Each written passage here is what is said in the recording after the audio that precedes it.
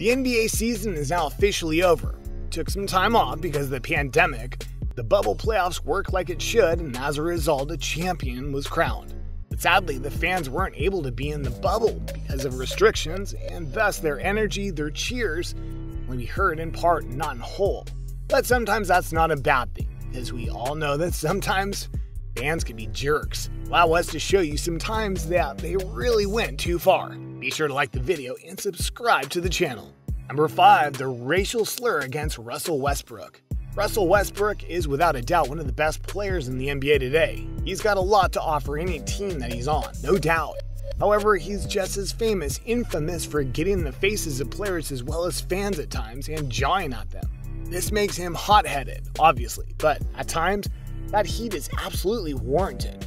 During a game against the Utah Jazz, he was caught on video jawing against some fans and saying he was going to F them up, which you might think is another case of Russell being Russell, but afterward, he noted that a husband and wife in the crowd next to him said that he should get down on his knees like he's used to. Yep, that happened. Not only is that racist, that's just vile to say. That's not something anyone to this day and age should hear, let alone something people should say. 2020 has proven that racial equality is not what it should be. This shows that it's not a recent issue, like some would attest. The fans who made those comments were banned from the arena permanently after an investigation proved they did what Westbrook said they did. And that's good. Those kind of people should not be welcome at games like these people they disrupt what is aiming to be a fun event. Number 4. Kristaps Porzingis.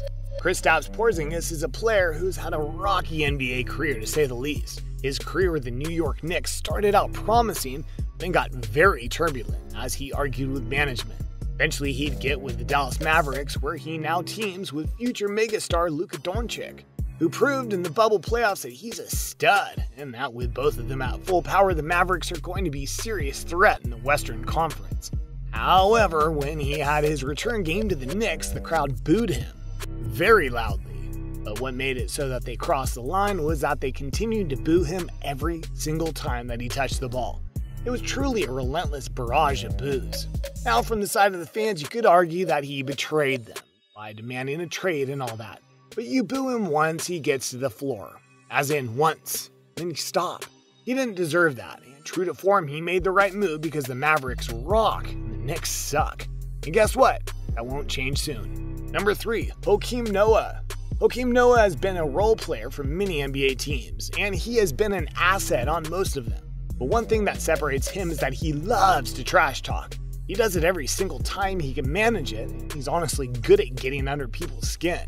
In one match with the Miami Heat in the playoffs, Noah started doing his trash talk when even eventually he got ejected from the game. As Noah was going to the locker room, a woman reached out from her place in the stands and gave him the middle finger that was almost literally touching him. Naturally, the picture went viral and became a meme. A worthy meme, of course, because that picture perfectly encapsulated everything right and wrong with fans. Number 2. Malice in the Palace. The Malice in the Palace is one of the most infamous moments in NBA history. And while most people remember certain NBA players getting involved, the fans were a part of it too. Happened in 2004 when players on the Detroit Pistons and the Indianapolis Pacers got into a fight that cleared the benches. But then, fan threw a drink at player Ron Artest. Artest reacted by going up into the stands and fighting with the fans, which prompted even more violence after that. It was not a good scene.